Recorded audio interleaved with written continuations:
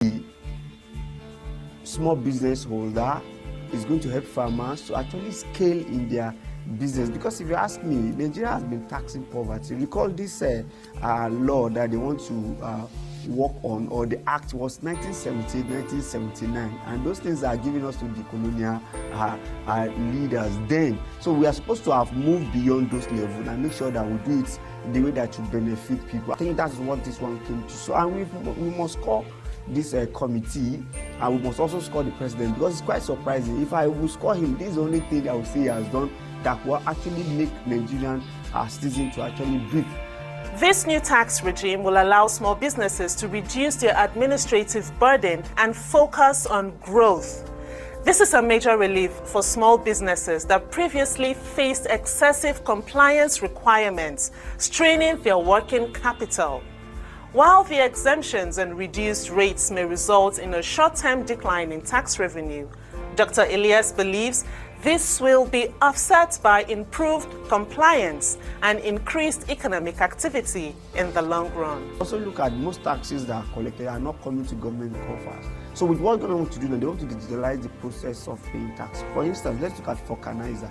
Vulcanizer on the streets is expected to pay a level of tax. But if the vulcanizer is being approached by ordinary street urchin, they will not remit all the money as it were. But if it's government, you would have said, okay, you will give him a moratorium of 3 months to pay 3,000 tax per year. You can pay 1,000 every year, and you pay. Don't pay to anybody cash. Go to a particular bank or transfer to this account. By the time you pay, you will now receive a message. This to confirm that you have paid the tax.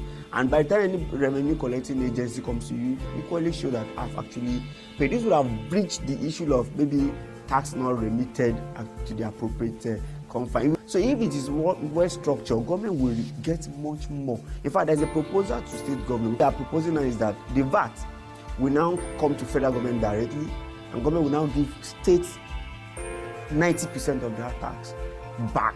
So they are now giving them an incentive now that don't collect, because it's a double taxation. Another question you may ask is, does this policy change align with the government's broader economic growth and development agenda? Yes, that's what a good example in South Africa. If you earn 400,000, you are not to pay tax. Imagine that level. So that means you have more money to do other business, and government will now tax those that have more. Let's give you an example.